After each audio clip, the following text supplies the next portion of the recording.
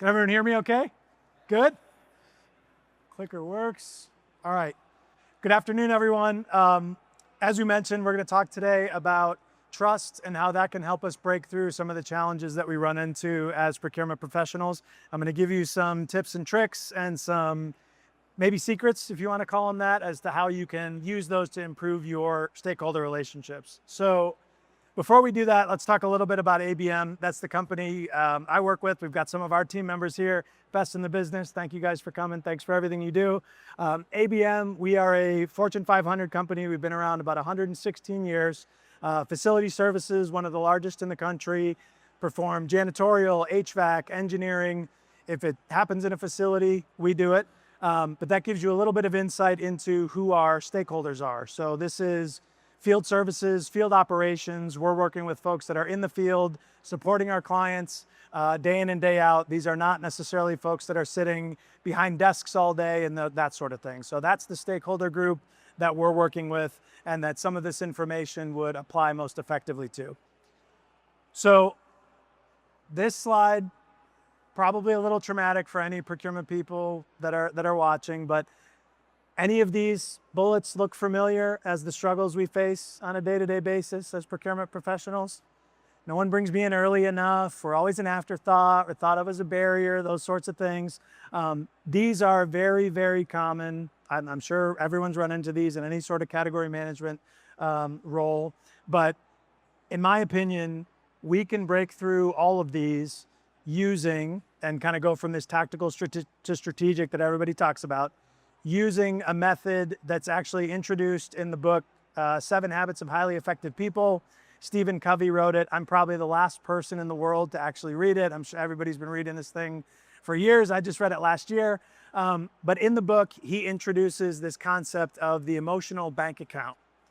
And what that means is pretty similar to your normal bank account. You have deposits and you have withdrawals. And ultimately, the balance that you hold in any account, whether it's stakeholder, colleague, someone in your personal life, determines the strength of that relationship and the trust that you would have to work through challenges or whatever it may be. So if we apply this, maybe let's apply it personally first before we talk professionally. So let's say, hypothetically, you are someone that likes to golf. And maybe, you've got a wife, maybe 3 kids, maybe you just had one like in July, he's crawling around, terrorizing, hypothetically. But you like to golf, but you like seeing your family. If you were someone that were to play every weekend and you spend 6 hours there, you have lunch, you sit and talk about every bad shot you hit, and you're gone forever, you come home, fall asleep on the couch watching football, that bank account with your family is probably going to be pretty low. The next time you say, hey, I'm going to head to the course and play golf today, probably not going to go well. But let's say you book an early tee time. Maybe you're not playing every weekend, once in a while, early tee time. You get home at a decent time. You're engaged, having lunch, taking the kids to hockey practice, whatever it might be, going to the grocery store, making dinner. You're engaged. You're going to maintain a much higher balance in that account the next time you want to play. Again, hypothetical. This is ChatGPT gave me this example on the drive here, purely hypothetical. But all of this applies in your personal life the same way it would professionally. So let's talk about some ways we can make deposits and then unfortunately ways that we make withdrawals. So I don't want to talk about each of these individually, but there's a few that I want to highlight. And the first one is keeping commitments, even small ones. So something that I like to do and that I would offer to all of you is, let's say you're working with one of your stakeholders and they ask you for something and you tell them, yep, I'll get you that right away. I'll get you that as soon as possible. As soon as possible could mean something very different to me than it means to you. It could mean after lunch. It could mean 5 minutes. It could mean next week. But if you were to say, I'll get that back to you by noon tomorrow, you've now given yourself an opportunity to meet a commitment. That's a very clear time, date, and when that person gets whatever it is that they asked you for by noon tomorrow, you've now lived into a commitment for them. And all you had to do is shift your language a little bit to make that happen. A couple others to highlight here. One, being loyal to those who aren't present. This is really easy to do if you just make it a habit of the way you speak. So let's say you were meeting with someone in senior leadership, you were working with someone on their team on a project, and Jamie did a great job for you that you worked with. And so when you're having that meeting with, maybe it's Jamie's boss, taking 10 seconds to say, oh, by the way, Jamie was great on this project. Like, his business requirement was tight. He did a great job. He got us everything we needed. I'd love to work with him again. You now just made a big time deposit in your account with him, because when his boss goes back to him and says, hey, I heard you did a great job, but you also made a deposit with whoever his boss is, because everyone likes to hear that their team's doing well and performing the way that they would want them to. So those simple little things that you can do, speaking positively of others even when they're not around, is great. And then this last one, attending to the little things, attention to detail is a big deal, but you can use this if you're in a leadership position, remembering some of the things that you talk about with your team members or with others. Maybe someone had a pet that was sick, or their kid was playing in a state tournament for a sporting event or something like that.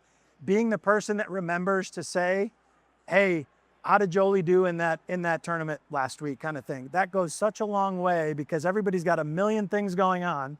But if you take the time to remember and to pay attention and to listen, those sorts of little details really, really add up and can constitute a nice deposit in that emotional bank account with whoever we're working with. Withdrawals, these we don't need to spend a bunch of time on. These are pretty straightforward. Breaking promises, I mean, that goes without saying. Some of these, though, if you look at the third one, clarifying expectations, goes back to what we talked about on the last slide. Just being clear, setting the table for whatever it is that you need to do. And if you don't do it, one of the things that was on the last slide was apologizing. So it sounds simple, but one of the greatest signs of maturity is being able to admit when you're wrong, when you missed the boat on something, whatever it was. That can go a very long way to minimizing the amount of that withdrawal that you take out of that relationship. So when you fold all this together, our job is inherently influencing others, even where we may not have direct lines of control. So everybody that we work with is not necessarily, these 10 people report to me, so it's going to be easy for me to influence what they do. Typically, that is not the case. So a lot of how you spend your time can be building this level of trust and these emotional bank accounts with as many people as you can in your organization to make things easier for yourself down the road. So with that, I want to tell you a story. This is 2 years ago. I was about 2 weeks into my role at ABM. It was a Friday night. And we started this tradition with our girls. Every Friday we'd order pizza and we'd watch a movie. Just every Friday. We do it to this day. And believe me, if we try to not do it, I hear about it. So we do it 6 years later. So I get a phone call. It's about 6:45 at night. Right at that point where you're thinking, I've had enough pizza, but have I really had enough pizza? I think I could probably do a little bit more, right at that point in the night. And it's from one of our divisional presidents. So one of the people that runs one of our 5 divisions. I had just met him that week. So I had a choice to make, whether you believe it or not. Do I answer? Do I not? Do I text him? I'll call him back. Do I just call him back? What do I do? I decided to pick up. And we spent the next hour talking about our distribution network. So nothing critical, nothing was on fire, nothing was, impacting clients. But he wanted to talk about our distribution network at 7 o'clock at night on Friday. So let's do it. But in that conversation, I made it a point to be inquisitive, ask him questions. I'm brand new to the company. I know nothing. And also it's a new industry for me. So I'm asking him as he's making points or raising things to me for additional detail. And can you expand on that? And what about this? And let me take this as a follow-up, whatever it might be. That conversation built quite a deposit in the account that I have with this individual. And to this day, 3 years later, he and I have a fantastic relationship. Difficult at times, but that phone call 3 years ago, went a long way to kind of setting things off on the right foot and getting us heading in the right direction. So I would encourage you, don't overlook what might seem like small things, because they will compound over time, similar to compound interest, and they will greatly impact what you run into in the future. So make sure you invest the time. A couple things just to give you some actionable things that you can physically put into practice. So, you've heard this concept probably in your personal life of automating your investments, right? Everybody tells you, invest in your 401k and, just take it out of every paycheck. And if you don't see it, you won't spend it, and all those kinds of things. The same applies in this environment. So one tool that you can use, and I learned this, one of my first experiences in category management was at an insurance company, and I was supporting the marketing team. And what I learned is they use these things called personas. So they will bucket different groups that we would sell into in these personas. So you had, early 20s, renter, no car, and maybe they have a dog. We're going to sell to them renter's insurance, pet insurance. I don't need to sell them homeowner's insurance. That's one persona. Late 30s, 2 kids, 2 cars, home. I'm going to market to them differently, right? Third persona, mid 60s, house, 2 cars, a boat, who knows what else. You're going to market to that persona differently, right? I would encourage you to do the same thing with your stakeholders. So I've highlighted a few here. The last minute requester, we've all dealt with this one, right? The guy's got papers falling out of his backpack. He's probably on his phone right now, emailing one of you, asking you, hey, it's Friday afternoon. I've got this subcontractor starting on Monday. I need you to get a statement of work in place. It's Friday at 6:45, right? The way you're going to make the most meaningful deposit with that stakeholder is quick response. So preferably accurate response, but quick response. So if you're working on something, let them know you're working on it, right? Don't have the answer. I'll have the answer for you by 12 o'clock tomorrow or whatever the date is. The way you're going to make the most meaningful deposits with that person is speed. The second one, the status quo leader. This might be someone that has been with the company a very long time. They're very proud of what they've built. They don't really want you coming in and saying you're going to RFP every supplier that they work with and turn their world upside down. How can you build equity with that individual? Well, you can talk about how impressed you were when you visited their site in Atlanta and how smooth the operation was and how clean the facility was that their team, was servicing, right? You can build rapport in a different way with this person. And then the last one, the numbers-driven executive, pretty straightforward. Your numbers all have to match down to the second decimal place. Everything needs to be easy to understand, clear. Speed is not your friend here if your numbers are wrong, right? So again, the way that you build rapport with these individuals is going to be different depending on who it is.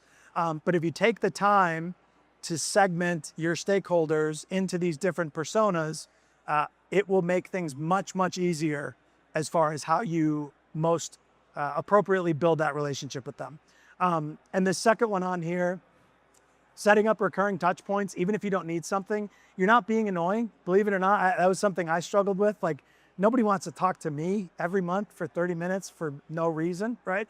But depending on who that stakeholder is, you can cook up a few things to talk to them about, most likely, and maybe even sitting down with them. Maybe it's 5 minutes. It doesn't go the full 30. They may think of something that they didn't remember to share with you. And just that constant touch point helps you build that relationship without you having to do anything other than show up every month, right? And this kind of simple concept of sharing wins, pretty straightforward, but if you do all of these things correctly, the wins will come.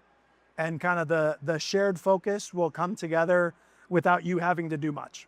So, and we've only got 15 minutes, so I'm ripping through this really quick, but hopefully there's some value here. The last thing I'm going to do is give you a little bit of homework. So I would challenge all of you, based on this rapid fire lesson on the emotional bank account, to make 2 deposits this week. So the first one, I would think of who is your best stakeholder? Who's the one that everything comes easy, they bring everything to you early, everything's easy with them. how can you make a meaningful deposit in that emotional bank account with that stakeholder that you might not think you need to, but what can you do this week to make that happen with that person? So that's number one. Number two would be think of your absolute worst stakeholder, the worst one, the one that sends you a statement of work and says, I need you to sign this. No other context, no nothing. There's no MSA in place, whatever it might be. Think of the absolute worst stakeholder you possibly can and figure out how you can make a deposit in that emotional bank account this week also. You might be starting from, you got 73 cents in there or whatever it is, but you got to start somewhere. And that would be the second one that I would encourage you to make. So this was very quick. I appreciate you all coming. See if I can get this to click. As I mentioned, ABM, very, very large facility services company in the US. If we can help any of you streamline your facility spend, please reach out to us. I'm sure we can help. Appreciate your time and attention. Thank you.